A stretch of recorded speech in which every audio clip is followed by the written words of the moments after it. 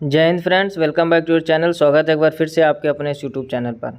इसके पहले के यदि आपने वीडियो नहीं देखे तो उसका लिंक नीचे डिस्क्रिप्शन में मिल जाएगा।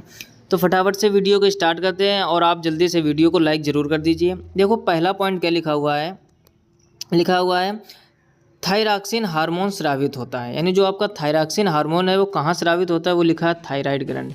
यानी जो थायरॉक्सिन हार्मोन्स है आपका वो थायराइड ग्रंथि में ही स्रावित होता है। अगला लिखा है वो मछलियाँ सांस लेती हैं। यानी मछलियाँ सांस कहाँ लेती हैं, तो वो गिल्स के द्वारा।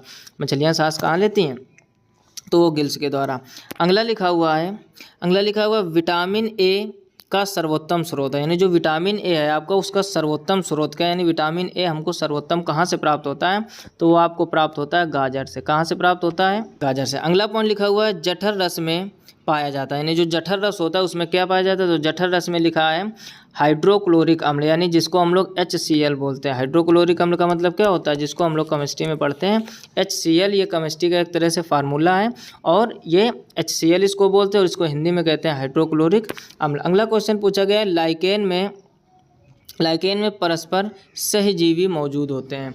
तो कौन से सहजीवी मौजूद होते हैं, वो होते हैं आपके कवक और शैवाल। अगला क्वेश्चन लिखा हुआ है लार में पाया जाने वाला एंजाइम है। यानी जो लार होती है आपकी, लार में कौन सा एंजाइम पाया जाता है, तो लार में पाया जाने वाला एंजाइम होता है आपका टाइलिन। कौन सा एंजाइम पाया जाता है, टाइलिन। अगला क्वेश्चन लिखा हुआ है हीमोग्लोबिन में पाया जाता है। हीमोग्लोबिन में पाया जाने वाला तत्व है, तो हीमोग्लोबिन में कौन सा तत्व पाया जाता है, वो हो जाएगा आपका आयरन यानी लोहा। अगला क्वेश्चन लिखा हुआ प्रोटीन का पाचन होता है। यानी प्रोटीन का पाचन कहाँ पर होता है, तो प्रोटीन का पाचन होता है आपका छोटी आंत में। इसका आंसर छोटी आंत सही हो जाएगा। अगला लिखा हुआ है भोपाल गैस कांड 1984 में रिसाव हुआ था। यानी जो भोपाल गैस कांड था 1984 में हुआ था, उसका रिसाव कहाँ से हुआ था, मिथाइल आइसोसाइनाइड का रिसाव हुआ था, जिससे भोपाल कांड आपका सन 1984 में जो गैस वाला हुआ था। अगला लिखा हुआ है काला हीरा तथा काला सीसा कहते हैं।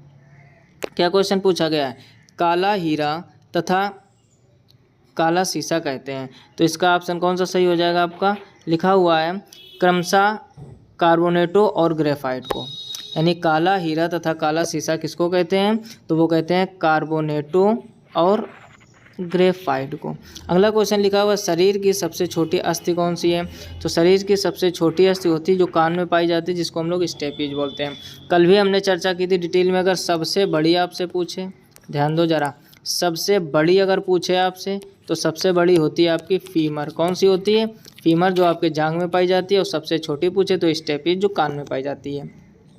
अगला लिखा हुआ जीवन रक्षक हार्मोन कहते हैं। यानी जीवन रक्षक हार्मोन किनको कहा जाता है, तो एड्रीनल हार्मोन को जीवन रक्षक हार्मोन कहते हैं। अगला लिखा हुआ प्रकाश संश्लेषण अधिक होती है। यानी प्रकाश संश्लेषण लाल रंग के प्रकाश में सबसे ज़्यादा होती है। आपसे क्वेश्चन पूछा जाएगा कि प्रकाश संश्लेषण निम्नलिखित में से सबसे अधिक किससे होता है, लाल रंग, पीला रंग, नीला रंग और हरा रंग। इस टाइप से क्वेश्चन आपको दिए जाएंगे। तो सबसे ज़्यादा जो प्रकाश संश्लेषण होता है वो किसमें होता है, लाल रंग के प्रकाश में। अगला लिखा आत्महत्या की थैली कहलाता है। वेरी वेरी इंपॉर्टेंट कर लीजिए इस क्वेश्चन को। यानी आत्महत्या की थैली किसे कहा जाता है, तो उसको कहा जाता है लाइसोसोम को। वेरी इंपॉर्टेंट क्वेश्चन है बायोलॉजी का, बहुत बार SSC में आपके बन चुका है। अगला लिखा हुआ द्रवित पेट्रोलियम गैस है। यानी जो द्रवित पेट्रोलियम गैस है वो कौन सी गैस है, तो ब्यूटेन तथा प्रोपेन गैसों का मिश्रण। यानी ब्यूटेन गैस और प्रोपेन गैस को आपस में मिला दो, जो उसका मिश्रण तैयार होगा उसको द्रवित पेट्रोलियम गैस कहा जाता है। अगला लिखा हुआ प्रोटीन की फैक्ट्री कहलाता है। फिर लिखा हुआ है आंसर राइबोसोम। यानी प्रोटीन की फैक्ट्री क्या कहलाता है, वो हो जाएगा राइबोसोम। अगला लिखा हुआ है DNA और RNA है, तो ये है न्यूक्लिक अम्ल। DNA और RNA क्या होते हैं, तो ये होते हैं न्यूक्लिक अम्ल। नेक्स्ट पॉइंट देखते हैं क्या लिखा हुआ है। अगला लिखा है मानव शरीर का सामान्य ताप। लिखा है 98.6 डिग्री फ़ारेनहाइट या 37 डिग्री सेंटीग्रेड या 310 केल्विन होता है। अब इस चीज़ को आप समझ लो, कभी कभार क्वेश्चन यहाँ से डिटेल में बनता है। तो देखो मानव शरीर का अगर डिग्री सेंटीग्रेड में ताप का है तो वो हो जाएगा आपका 37 डिग्री सेंटीग्रेड। अगर फ़ारेनहाइट में गए तो वो वही पॉइंट हो जाएगा 90.6 डिग्री फ़ारेनहाइट। और आपका केल्विन में कहे तो वो हो जाएगा 310 केल्विन। यानी अकॉर्डिंग टू ऑप्शन आपका किस में दिया गया उससे। अगर आपको ये बदलना आना चाहिए, अगर आपको ये चेंज करना है कि ये बदलते कैसे, तो देखो उसके लिए एक फार्मूला होता है। एक फार्मूला होता है C/5 इक्वल F माइनस 32/9 बराबर K माइनस 273/5। क्या हो जाएगा, K माइनस 273/5। इस फार्मूले को आप यूज करना सीखें। मतलब कहने का हमारे ये है कि फार्मूला होता है C/5 बराबर F माइनस 32/9 फिर बराबर K माइनस 273/5।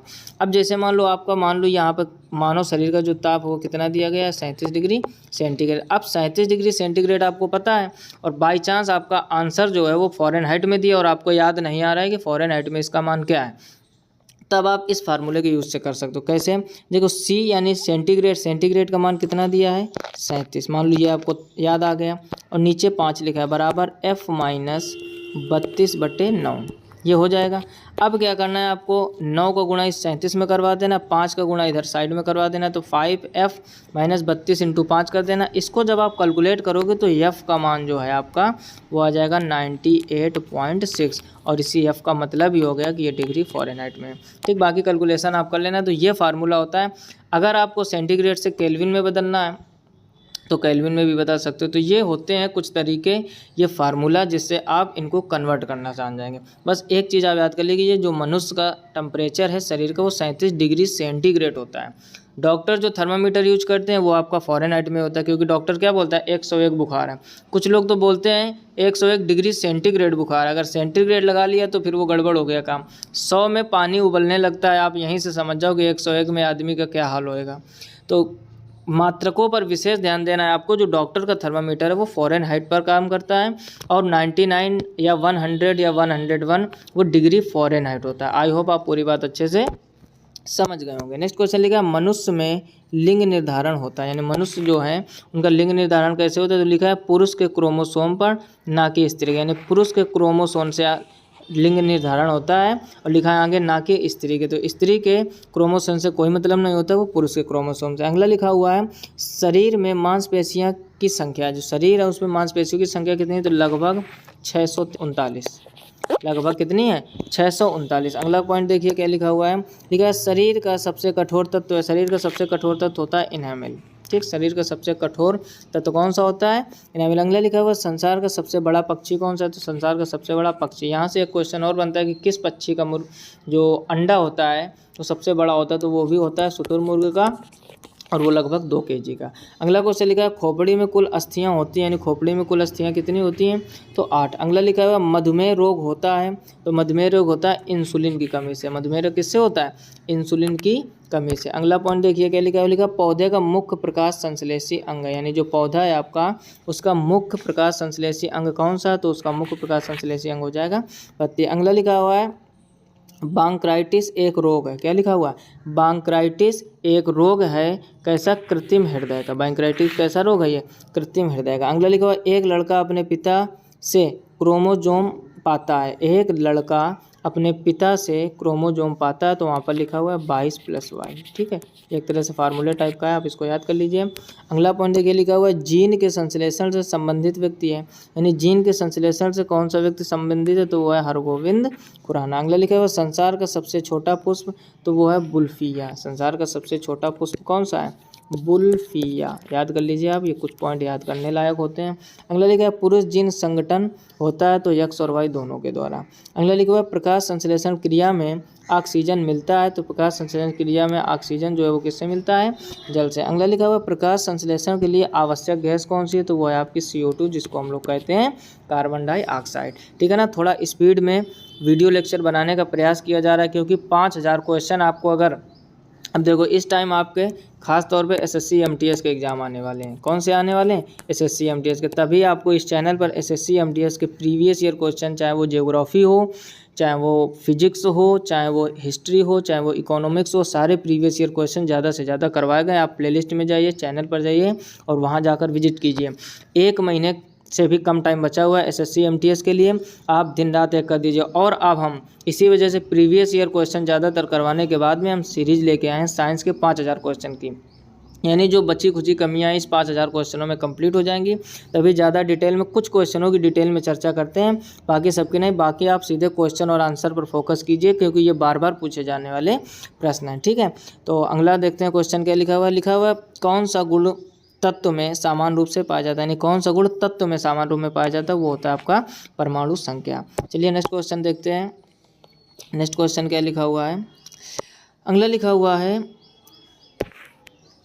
लिखा वह प्रक्रिया जिसमें एक भारी नाभिक टूटकर दो या दो से अधिक नाभिकों में बदलते हैं तथा अधिक मात्रा में उत्पन्न, अधिक नहीं यहाँ पर अधिक कर लीजिए, ठीक है, यहाँ पर का बनेगा, अधिक मात्रा में ऊष्मा प्रदान करते हैं कहलाते हैं, तो वो होती है नाभिकीय विखंडन। यानी नाभिकीय विखंडन वह प्रक्रिया है जिसमें भारी नाभिक टूटकर दो या दो से अधिक हल्के नाभिकों में या नाभिकों में टूट जाते हैं और बहुत अधिक मात्रा में ऊष्मा उत्पन्न कर दिया। अधिम लिखा है यहाँ पर, माँ की जगह पर आप का कर लीजिए, तो वो घटना होती है नाभिकीय विखंडन। अगला लिखा है विटामिन ए सबसे अधिक मात्रा में पाया जाता है, तो वो होता है गाजर, यानी गाजर में सबसे ज़्यादा विटामिन ए पाया जाता है। नेक्स्ट पॉइंट देखिए, लिखा है पेट्रोलियम कहाँ पाया जाता है, तो लिखा है अवसादी चट्टानों में। पेट्रोलियम कहाँ पाया जाता है, अवसादी चट्टानों में। अगला लिखा हुआ है नाभिकीय संलयन को ताप नाभिकीय अभिक्रिया भी कहते हैं, क्योंकि संलयन के लिए, अब क्योंकि का कारण क्या है, संलयन के लिए अत्यधिक उच्च तापमान की स्थितियों की आवश्यकता होती है, तो ये इसका आंसर हो जाएगा।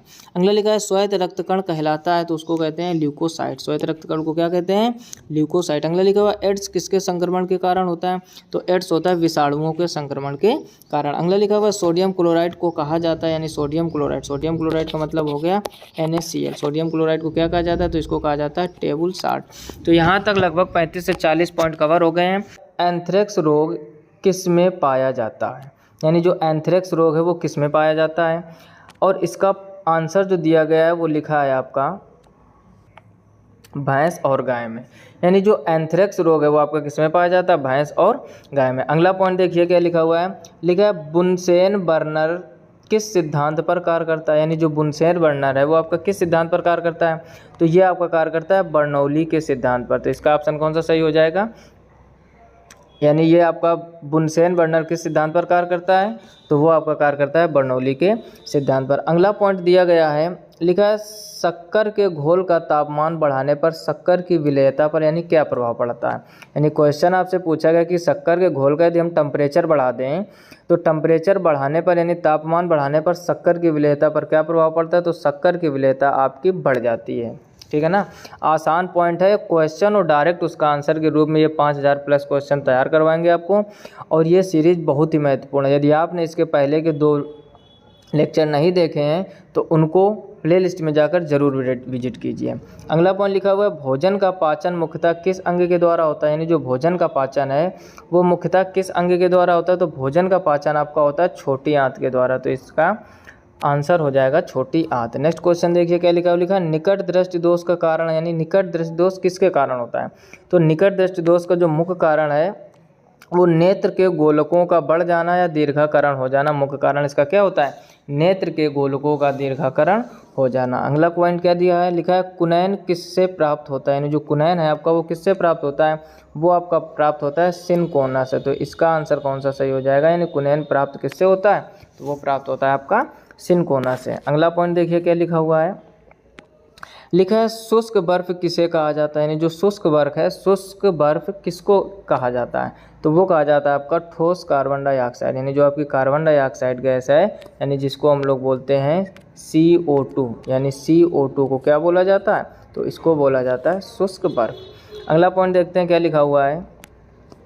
लिखा है ऑक्सीजन की खोज किसने की थी, यानी जो ऑक्सीजन है इसकी खोज किसने की थी, तो ऑक्सीजन की खोज की थी आपने जे प्रिस्टले ने। ऑक्सीजन की खोज किसने की थी, जे प्रिस्टले ने। नेक्स्ट पॉइंट देखिए क्या लिखा है, लिखा एक प्रेशर कुकर खाना पकाने में लगे समय को घटा देता है क्योंकि, यानी जो प्रेशर कुकर है ये खाना बहुत जल्दी बना देता है। देखा होगा आप लोग पहले के ज़माने में चावल वगैरह भगोने या पतीली में बनाए जाते थे, ठीक। अब प्रेशर कुकर आ गया, तो प्रेशर कुकर जो है वो खाना के समय को घटा देता है, यानी जल्दी बना देता है। उसका कारण क्या, तो उसका कारण है कुकर के अंदर का क्वथनांक बढ़ता है, यानी जो कुकर के अंदर का क्वथनांक है वो बढ़ता है। अगला पॉइंट लिखा हुआ है दूरबीन का प्रयोग किया जाता है, यानी दूरबीन का प्रयोग किसके लिए किया जाता है, तो कॉमन सा पॉइंट है दूरबीन का प्रयोग किया जाता है आपका दूर स्थित वस्तुओं को देखने के लिए। अगला पॉइंट देखिए क्या लिखा हुआ है, लिखा है न्यूमिस्मेटिक क्या है, क्या लिखा है, न्यूमिस्मेटिक क्या है, तो न्यूमिस्मेटिक के बारे में आपसे पूछा गया, तो न्यूमिस्मेटिक होता है आपका सिक्कों एवं धातुओं का अध्ययन, यानी जो सिक्कों का या धातुओं का अध्ययन किया जाता है उसको हम लोग कहते हैं न्यूमिस्मेटिक। अगला पॉइंट देखिए क्या लिखा हुआ है, लिखा है कौन सा पदार्थ पीने के पानी को शुद्ध करने हेतु तो बड़े पैमाने पर प्रयुक्त होता है, यानी वो कौन सा पदार्थ है जो पीने के पानी को शुद्ध करता है, तो वो है आपका क्लोरीन, जिसको हम लोग बोलते हैं Cl2। नेक्स्ट पॉइंट देखिए क्या लिखा हुआ है, लिखा है दूषित जल जनित रोग नहीं है, यानी दूषित जल जनित रोग नहीं है, उसका कौन सा आंसर सही होगा, तो वो होता है फ्लोराइसिस। यानी क्वेश्चन आपसे पूछा गया कि दूषित जल जनित रोग नहीं है तो वो आपका फ्लोराइसिस, क्या है, फ्लोराइसिस। नेक्स्ट पॉइंट देखिए क्या लिखा हुआ है, लिखा है सेक्सटेंट एक उपकरण है जो मापता है, यानी सेक्सटेंट किसको मापता है, तो दो वस्तुओं के बीच की कोणीय दूरी को। ये किसको मापता है, दो वस्तुओं के बीच की कोणीय दूरी को। अगला पॉइंट देखते हैं क्या लिखा हुआ, लिखा हुआ अम्ल वर्षा किसके पर्यावरण प्रदूषण से बनता है, यानी जो अम्ल वर्षा है वो किसके पर्यावरण प्रदूषण से बनता है, तो वो नाइट्रस ऑक्साइड व सल्फर डाइऑक्साइड। तो इसका आंसर क्या हो जाएगा, नाइट्रस ऑक्साइड व सल्फर डाइऑक्साइड। नेक्स्ट पॉइंट देखते हैं आगे। अगला पॉइंट लिखा हुआ है, अगला लिखा है तांबे की गेंद को गर्म करने पर इसका घनत्व, यानी जब तांबे की गेंद को हम लोग गर्म कर दें तो उसके घनत्व पर क्या इफेक्ट पड़ता है। मेन क्वेश्चन आपसे ये पूछा गया, तो उसका जो घनत्व है वो घट जाता है। एक चीज़ समझो, आप जब भी धातुओं को आप गर्म करोगे तो ज़्यादातर उनका आयतन बढ़ता है लेकिन घनत्व कम होता है। तो आपसे पूछा गया कि तांबे की गेंद को गर्म करने पर इसका घनत्व, तो घनत्व इसका घट जाएगा। अगला देखिए लिखा है, वह विद्युत धारा का चुंबकीय प्रभाव किसने खोजा, यानी जो विद्युत धारा है आपकी उसका चुंबकीय प्रभाव किसने खोजा था, तो वो खोजा था और इस विद्युत धारा के चुंबकीय ऑरस्टेड या ऑनटेंड लिखा है, शुद्ध इनका नाम है ऑरस्टेड ने। किसने खोजा था, ऑरस्टेड ने। अगला क्वेश्चन क्या लिखा हुआ है, लिखा किण्वन है, यानी किण्वन क्या है, तो किण्वन है आपका एक तरह से जैविक उत्प्रेरक। तो इसका आंसर क्या होगा, जैविक उत्प्रेरक। अगला क्वेश्चन लिखा हुआ है, किस अम्ल का उपयोग सीसा संचायक बैटरी में किया जाता है, यानी वो कौन सा अम्ल है जिसका उपयोग सीसा संचायक बैटरी में किया जाता है, तो सीसा संचायक बैटरी में किया जाता है आपका सल्फ्यूरिक अम्ल या सांद्र सल्फ्यूरिक अम्ल भी आप बोल सकते हो, जिसको हम लोग केमिस्ट्री में लिखते हैं H2SO4। क्या लिखते हैं, H2SO4। इसको सांद्र सल्फ्यूरिक अम्ल या सल्फ्यूरिक अम्ल भी कहा जाता है। अगला पॉइंट देखिए क्या लिखा हुआ है, लिखा है विद्युत केतली में किसके द्वारा पानी गर्म होता है, यानी जो विद्युत केतली है उसमें किसके द्वारा पानी गर्म होता है, तो वो होता है आपका चालन के द्वारा। अब देखो यहाँ पर चालन वर्ड आया तो यहाँ पर आप 3 पॉइंट समझो ढंग से। 3 प्रकार से आपका विद्युत का ट्रांसफ़र होता है, एक चालन, एक संवहन, एक विकिरण। तीनों में अंतर समझो। चालन वह प्रक्रिया होती है जिसमें कण एक जगह से दूसरी जगह नहीं जाते हैं और हीट एक जगह से दूसरी जगह पहुंच जाती है। जैसे आपसे कहें हम, आप एक लोहे के टुकड़े को या सरिया के टुकड़े को आप एक तरफ गर्म करो तो दूसरे तरफ थोड़ा थोड़ा गर्म होने लगता है, तो ये होती है आपकी चालन प्रक्रिया। कौन सी प्रक्रिया, चालन। यानी चालन में एक जगह से दूसरे जगह कण नहीं जाते लेकिन हीट का ट्रांसफ़र हो जाता है। संवहन वो होता है जहाँ कण एक जगह से दूसरे जगह जाते हैं और हीट भी जाती है, जैसे पानी का गर्म करना। यानी जब हम लोग पानी गर्म करते हैं तो देखा होगा नीचे जो बुलबुले होते हैं उठकर ऊपर आके फूट जाते हैं, फिर नीचे से ऊपर आते हैं, यानी नीचे के कण ऊपर आ रहे हैं, साथ में ऊपर हीट भी छोड़ रहे हैं, क्योंकि नीचे गैस जलाते हैं हम लोग, चूल्हा जलाते हैं तो गर्म नीचे होता है। तो ये होती है संवहन क्रिया। और विकिरण वो होती है जो माध्यम पर निर्भर नहीं करे, जैसे सूर्य की किरणें पृथ्वी पर आते हैं और हमारी पृथ्वी की मिट्टी या पानी गर्म हो जाता है, तो ये विकिरण की घटना। 3 प्रकार ही होते हैं, चालन, संवहन और विकिरण। आई होप आप बात को समझ गए होंगे। नेक्स्ट पॉइंट देखिए क्या लिखा है, लिखा है आइसोहाइट रेखा नक्शे में किसका युग्मित बिंदु है, यानी आइसोहाइट जो रेखा है वो किसका युग्मित बिंदु है, तो वो है आपका समवर्षा का। तो आंसर इसका क्या हो जाएगा, समवर्षा। अगला क्वेश्चन देखिए क्या लिखा है, लिखा है विटामिन ए की कमी के कारण होते हैं, यानी विटामिन ए की कमी के कारण कौन कौन से रोग होते हैं, तो विटामिन ए की कमी से होता है आपका रतौंधी। रतौंधी किसकी कमी से होता है, विटामिन ए की कमी से। अगला क्वेश्चन लिखा हुआ है दीर्घ दृष्टि संपीड़ित व्यक्ति की विशिष्ट दृष्टि का न्यूनतम दूरी होती है। देखो दृष्टि दोष के बारे में हमने इसके पहले वाले में डिटेल से चर्चा की थी, आप वहाँ जाकर वो लेक्चर देखिए। और पूछा गया दीर्घ दृष्टि दोष संपीड़ित व्यक्ति की विशिष्ट दृष्टि की न्यूनतम दूरी कितनी होती है, तो वो होती है आपकी 25 सेंटीमीटर। अगला क्वेश्चन लिखा हुआ है जो मच्छर स्थिर ज्वर से परजीवी को संप्रेषित करता है वह है मादा एनोफिलीज। उसको क्या कहते हैं हम लोग, मादा एनोफिलीज। अगला पॉइंट देखिए क्या लिखा हुआ है, लिखा चर्बी को हजम करने में जो पिंड द्रव सहायता करता है वह स्रावित है, यानी चर्बी को हजम करने में जो पिंड द्रव सहायक करता है वह स्रावित है, वह स्रावित है। तो उसका आंसर आपका क्या सही हो जाएगा, जिगर, यानी उसको हम लोग क्या कहते हैं, जिगर। अगला पॉइंट देखिए क्या लिखा हुआ, लिखा कच्ची गाजर किसका अच्छा स्रोत है। पिछले भी लेक्चर में हमने बताया था कच्ची गाजर सबसे अच्छा स्रोत है आपका विटामिन ए का, यानी जो लोग गाजर ज़्यादा खाते हैं उनमें कभी भी विटामिन ए की कमी नहीं होती। अगला पॉइंट देखिए क्या लिखा हुआ है, लिखा है लाल रक्त कण किस में उत्पन्न होता है, यानी जो लाल रक्त कण है वो किस में उत्पन्न होता है, तो आपका जो लाल रक्त कण है वो उत्पन्न होता है अस्थि मज्जा में। ठीक है, बायोलॉजी का प्रश्न। अगला पॉइंट लिखा हुआ अल्ट्रासोनिक तरंग का मात्रक क्या है, यानी जो अल्ट्रासोनिक तरंगे होती है उनका मात्रक क्या होता है, तो उनको हम लोग हर्ट्ज में मापते हैं, तो उनका आंसर क्या हो जाएगा, हर्ट्ज। अगला क्वेश्चन क्या लिखा हुआ है, लिखा बालकों में अंधता का मुख्य कारण किस चीज़ की कमी, यानी बालकों में जो अंधता का कारण होता है वो किसकी कमी है, तो वो होती है आपकी विटामिन ए की कमी, यानी विटामिन ए इसका सही हो जाएगा। तो देखते हैं नेक्स्ट पॉइंट क्या लिखा हुआ है। अगला पॉइंट लिखा हुआ है, लिखा कार्बोरेटर होता है, यानी कार्बोरेटर किसके काम आता है, कार्बोरेटर क्या होता है, तो इसका आंसर सही हो जाएगा, यानी कार्बोरेटर जो होता है वो होता है पेट्रोल इंजन में। जितने पेट्रोल वाले इंजन उनमें समय जिसको हम लोग कार्बोरेटर बोलते हैं, ठीक, उसका शुद्ध नाम क्या होता है, कार्बोरेटर। अगला पॉइंट देखिए क्या लिखा हुआ है, लिखा है वाष्पन की दर किस पर निर्भर नहीं करती, यानी जो वाष्पन की दर है वो किस पर निर्भर नहीं करती है, तो वो द्रव के द्रव्यमान पर, यानी जो वाष्पन की दर है वो किस पर निर्भर नहीं करती, वो द्रव्यमान के या द्रव के द्रव्यमान पर निर्भर नहीं करती। अगला पॉइंट लिखा हुआ है ज्वार है, ज्वार सबसे ऊंचा कब होता है, यानी ज्वार जो है जो वो सबसे ऊंचा कब होता है, तो उसका आंसर हो जाएगा आपका जब सूर्य और चंद्रमा पृथ्वी की एक ही ओर हो, यानी ज्वार सबसे ऊंचा कब होगा, जब सूर्य और चंद्रमा पृथ्वी के एक ही ओर होते हैं। अगला पॉइंट क्या लिखा हुआ है, लिखा है किसी समतल दर्पण पर आपतित किरण 60 डिग्री का कोण बनाती है तो परावर्तन कोण होगा, यानी आपतित जो किरण है वो 60 डिग्री का कोण बनाती, तो परावर्तन कोण कितना हो, तो परावर्तन कोण कितना हो जाएगा आपका 30 डिग्री, कितना हो जाएगा 30 डिग्री। अब ध्यान से समझो, समतल दर्पण पर आपतित किरण 60 डिग्री पर, क्योंकि टोटल 90 होता है तो 90 से आप घटा दोगे तो 90 से 60 जब माइनस करेंगे तो कितना आ जाएगा 30, तो 30 डिग्री हो जाएगा। अगला क्वेश्चन लिखिए, अगला क्वेश्चन देखिए लिखा हुआ है ध्वनि का वेग निर्भर करता है तरंग दैर्घ्य पर, यानी कहने का मतलब ध्वनि का वेग किस पर निर्भर करता है, तो इसका आंसर भी यही लग गया, ठीक है ना। पीडीएफ थोड़ी मिस्टेक हो गई है, समझ लीजिए आप। तो ध्वनि का वेग है वो किस पर निर्भर करता है, तो वो निर्भर करता है तरंग दैर्घ्य पर। और अगला क्वेश्चन इसे में लिखा हुआ है जिसको हम लोग पिंक कलर से अंडरलाइन कर रहे हैं, पानी और चाक यानी जिसको खड़िया कहते हैं कि मिश्रण को पृथक किया जाता है तो किसके द्वारा, तो वो किया जाता है वाष्पन के द्वारा। अगला पॉइंट देखिए क्या लिखा हुआ है, लिखा परमाणु में प्रोटॉन रहते हैं, यानी परमाणु में प्रोटॉन रहते हैं तो कहाँ पर रहते हैं, तो वो रहते हैं आपके परमाणु के भीतर। अगला पॉइंट देखिए क्या लिखा हुआ है, लिखा परमाणु में नाभिक की उपस्थिति होता है, यानी परमाणु के नाभिक में क्या उपस्थित होता है, तो परमाणु के नाभिक में आपका होता है प्रोटॉन तथा न्यूट्रॉन और इलेक्ट्रॉन नाभिक के चारों ओर कक्षाओं में चक्कर लगाते हैं। वेरी वेरी इंपॉर्टेंट क्वेश्चन, एक बार नेवी में यही क्वेश्चन बना था कि जो परमाणु होता है परमाणु के नाभिक में क्या होता है, तो परमाणु के नाभिक में आपके प्रोटॉन तथा न्यूट्रॉन होते हैं और बाहर की कक्षाओं में इलेक्ट्रॉन चक्कर लगाते रहते हैं। नेक्स्ट पॉइंट देखिए क्या लिखा हुआ, जंग यानी रस्ट उदाहरण है, यानी जंग जो है ये आपका किसका उदाहरण है, तो वो है आपका एक यौगिक का उदाहरण। किसका उदाहरण है, क्योंकि अगला पॉइंट लिखा हुआ जल रासायनिक सूत्र है, क्या लिखा है, जल रासायनिक सूत्र है, यानी जल का रासायनिक सूत्र क्या होता है, तो जल का रासायनिक सूत्र होता है H2O, यानी जल का रासायनिक सूत्र क्या होता है H2O। अगर आपसे यहीं पर पूछ दिया जाए कि भारी जल का रासायनिक सूत्र क्या होता है, तो भारी जल का होता है D2O, ठीक, दोनों जल से ही रिलेटेड है, साधारण जल H2O और भारी जल D2O।